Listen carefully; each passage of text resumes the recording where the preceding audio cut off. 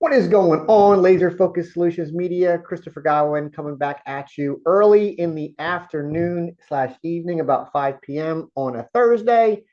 And if you want to know what we did today, stay tuned because here we go. Let's get into it. So, started the morning out at 7 a.m. We returned to the job. We were, installing the drywall and turning this into a bedroom. So today was the big day. The HVAC company, the local company out here in Middletown, Delaware, ABC Comfort is who we used. They arrived on site to install the inside unit mini split and the outside unit. Also, Parklight Electric, locally owned and operated, happens to live in the same community, Parkside community, did the electrical work for that job. So we met them out. The ABC was out first to do their stuff. We got them going, made sure the customer was happy and satisfied with where things were. And then we went to our first real job of the day, even though this is our second visit. We're putting tools on, and we met a client out at Bayberry South where we installed two grab bars. This was a unique one. The client actually paid another company to put in the first grab bar. They put it in on an angle. So if I'm not mistaken, I believe it was a 36-inch bar. And they put it on an angle to where it would, stud to stud. So that one, the client was not happy with because they felt it was very slippery and you don't have much momentum to pull yourself up when it's on an angle like that. So they asked me to remove it and relocate it horizontally. They actually put blue tape on the tile for me where they wanted it. So I made them aware that obviously they're going to have previous holes that were drilled by others in their tile. They weren't terribly concerned with that. They actually said that they have done some stuff previously in other homes before with ceramic tile and that they would epoxy the holes themselves. So that was fine by me. I just wanted to make them aware that obviously, we weren't sure when I pulled the grab bar off, did they use an anchor or did they actually send bolts into the studs? And in this case, they did send bolts into the studs, screws, however. So it was a clean, six clean holes. If I had to say of a size, maybe an eighth, maybe a little bit bigger. So they're going to take care of those, as I said. So we went ahead and put the bar horizontal, marked it all out. What we do when we do our grab bars is we use painter tape, and we actually tape above the tub, like above, right? And then we use our stud finder, and we use a stud finder that actually doesn't just beep. I don't have the name in front of me right now, but our stud finder actually locates the exact stud. So it'll kind of move along and get brighter as I get right on that stud. And it'll show me where both sides are basically, which is very important when you're doing grab bars and anything that you're hanging where you need to make sure you've got good integrity. So we went ahead and put painter's tape on the upper, marked out our studs, transferred that down with a 4-foot level, put painter's tape on the tile, and then we marked out where we wanted, height wise, left to right. Everything went great. It went really, really good. So client was very pleased with that one.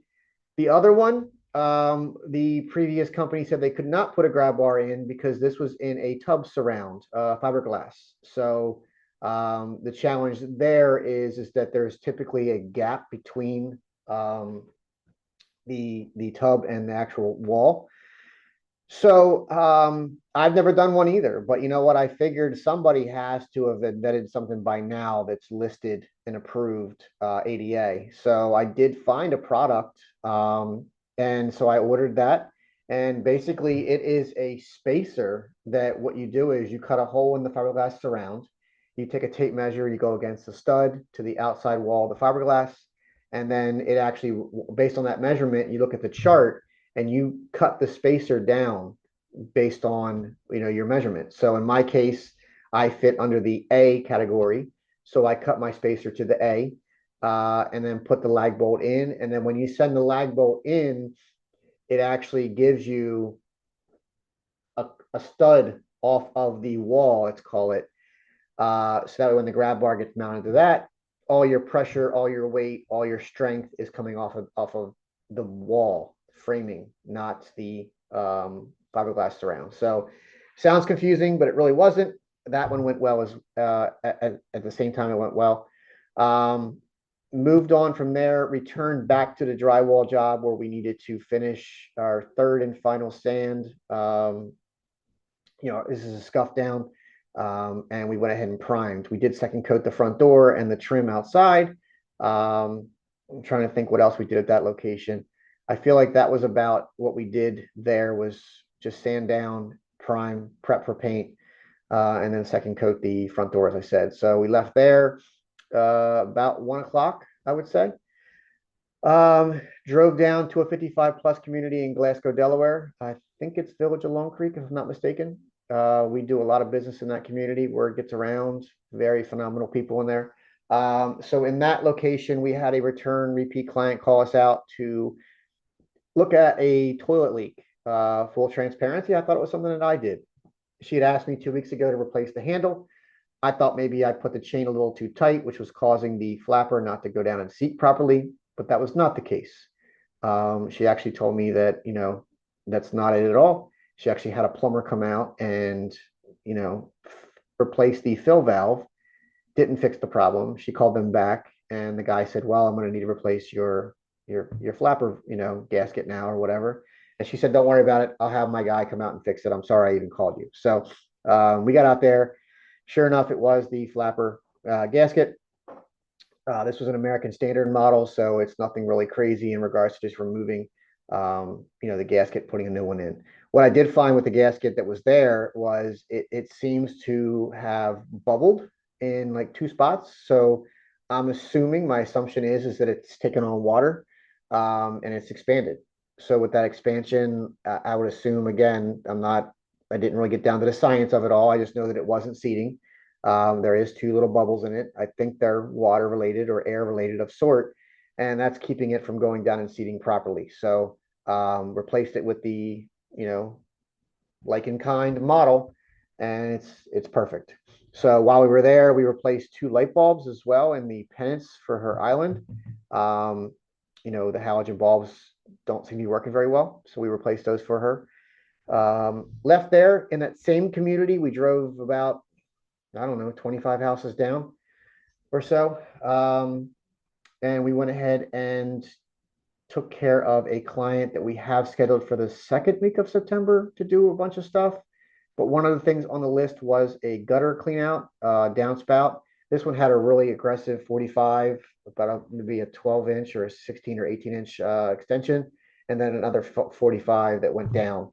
And when I tell you that from out of the gutter, 45, that little span right there was clogged. I mean, to the max. I took a garden hose and could not even get it to even start. So I took it apart, actually physically removed the obstruction, and the downspout is now good to go. So he's good. The other customer's good. What was cool about today, though, was that we took care, I just thought about this. We took care of four clients in 2 neighborhoods. Pretty cool. So earlier on, and I did a little reel on Facebook about it, cool enough. I left the one client's house that I'm doing the front door and the drywall patches and that kind of stuff. And I did return back midday when I knew Parklight Electric was going to be there to do their job. And I didn't even move my truck. I just walked. I figured it's a nice day out. I'm going to go for a walk. It was like 5 houses down. So it was a cool feeling to be able to walk from one house to another, and then check out the work that's being done there and then return. So, but yeah, we took care of, like I said, 4 customers in 2 communities. Left there and we returned back to the job that we were wanting to be done yesterday, but it just wasn't quite where I wanted it to be. And sometimes with these big patches, right? This is a 4-foot by 4-foot patch. So floating it out and making it look good. Not to mention, I don't know if I did say this, but there was a ceiling fan that was right nearby. So, I mean, if you ever work near a ceiling fan, they're a pain because, you're finding yourself going on what side of the blade do I want to start on? And then once you get up there and get in between the blade and you start pulling your knife, the blade moves. And smacking in the face, you got a duck or whatever, you know what I mean? So you're kind of like getting into a rhythm of how you're moving the knife and how you're kind of like I feel like I'm like one of those in Rehoboth Boardwalk, they had the little horsey thing that goes around, a Ferris wheel type thing. It kind of goes up and down. And that's what I felt like. I felt like I need to get into a groove, you know what I mean? And just kind of keep it moving. Um, but yeah, those are the challenges. I probably could have taken the blade down, probably could have taken the fan down if it all came to it, but we worked around it. So that job was 100% done, paid in full, clients happy, and we will not be returning to that job for any more tasks on those two things. However, the client did ask us to keep them in mind for some LVP install in the rear of their house in the family room, and maybe some door replacements in the future. So that was cool. He's very happy with us. In fact, he referred us to a neighbor down the street that I think I mentioned last night on the video that wants some baseboard installed. So yeah, so we took care of 5 customers today. Got the 2 Parkside jobs really close. Remaining work to be done in the 1 Parkside bedroom job that we're doing is LVP flooring and quarter round, and then some final trim paint, right? And like I said it before, we didn't get crazy technical with our cuts, knowing that we were going to come back and trim out that white paint one more time. So the client also painted some of the room as well. So that one's about done. It's looking crisp. It looks really sharp. With the lights in, the outlets in, the mini split in, it feels good. It's a long time coming. This job started in March. It took us a long time to get the permits approved from the township. So this one's a passionate one for me. I'm fully invested. So got that to finish up next week. We're waiting for the LVP the customer requested to come in stock. It was not a stock item. So once it arrives, we'll get it on the schedule and get out there and get that buttoned up. The other Parkside job, we have basically a wall, a little half wall, let's call it, in maybe 3-foot floor to ceiling. We're going to paint the blue color match. What we did was we purchased from Sherwin-Williams a photo eye tool. And basically, we can put it against the wall. It will tell us on our phone, if we follow the app, it'll tell us the code that the paint manufacturer was used. So in this case, they did use previously Sherwin-Williams paint. It did give us the SW code and the sheen. So we're good there. So we'll get a quarter of that, paint that wall. We got another wall where there was a previous mini split located, and we're going to paint that entire wall. That one's probably, I'd say, 15 feet by your standard 8-foot tall. So we're going to paint that whole wall. The ceiling we patched that was probably a 2-foot by 2-foot patch, and we're just going to go ahead and paint that around it with a little bit of overlay, right? Do our best to blend it. Customer isn't that worried about the color matching. And then the master bathroom, we have some stuff to do there. So for the most part, it's just touch up stuff, detail stuff, and then that job will be a wrap as well. They too may have more stuff, in the future. So, it's just a really good day. I'm very happy to sit here at 5 o'clock and give this video earlier. I'm happy because we had a great day, but I'm also happy because I'm tired. And I just said, you know what, let's get this thing in. Let's share the progress. Let's give all these folks something to talk about over the dinner table if they tune into Laser Focus Solutions Media and they want to know what it's like to be in day in life as a home repair handyman guy. So tomorrow we are planning to do the basketball court tentatively. We did come upon a recent discovery. There is no utilities around in that area. However, they do have irrigation. So I'd asked them to reach out to their landscaping company and just identify where the irrigation lines are placed, just so we can know proactively if they need to reroute those lines, or if we're good to go. So that may not happen tomorrow. If they got an inside scoop with their landscaper and he can pull that data quickly, then we'll pull the trigger tomorrow. It's something I probably should have thought about sooner. It didn't even hit me until this morning, actually. When I was working in the Parkside house down the street, the sprinkler systems came on, and I was like, hey, I'm getting ready to do something down the street, and I know there's no utilities up there marked out, but at the same time, there is irrigation, obviously, throughout the entire yard. So where is that, right? So we'll see. What else? Yeah, so if I don't do that tomorrow, then I will pull forward the other Parkside job, finish that out. We have probably 2 or 3 other jobs we can go do if time allots. And we're just going to keep grinding. We're going to keep doing what we do. We got a pack schedule next week. We got a pack schedule the following week. We're pushing out a few weeks in work, but that doesn't stop us from taking in new clients. It doesn't stop us from taking in new work, because we know that things do change, right? Sometimes clients ask us to do things and then they actually have a schedule change. So we got to keep ourselves, we got to stay humble. We got to stay hungry. We got to continue to do the work that we do. We love when customers say, "Hey, we trust you. We trust you. Whatever you say," kind of comment, and I'm far from perfect. I'm learning every day myself, but I love when the customers have the trust in us enough to say, "Hey, listen, I'd rather hire you and know that you can figure it out because I know you will." On a skill level, this isn't like rocket science work here. I'm asking you to do X, Y, and Z, and you might not be, proficient with it or perfect at it, but I have confidence that you'll figure it out and you'll do it right. And what I've learned in my time of just being in the service industry is that you could have the greatest skill set, the greatest hands with tools and such, and have poor customer delivery, and that customer will be apt to call somebody else next time, even though the work that you did is perfect. Why? Because the experience that you provided them was not friendly. It was not remindable for them to want to experience it again. So with me, what I find is that I am very customer conscious. I do my best to relate to the client. I'm a client myself, right? So when I speak to clients, I look at them and talk to them as if I'm the homeowner siding with them. I'm not a contractor trying to upsell them or get over on them in any way. So again, that's where that trust comes in. We're not the cheapest, right? I'll be the first to admit that, listen, I've had customers say, "Oh my gosh, that's 3 times the amount that I wanted to pay." And I am like, I hear you, right? I mean, I hear you.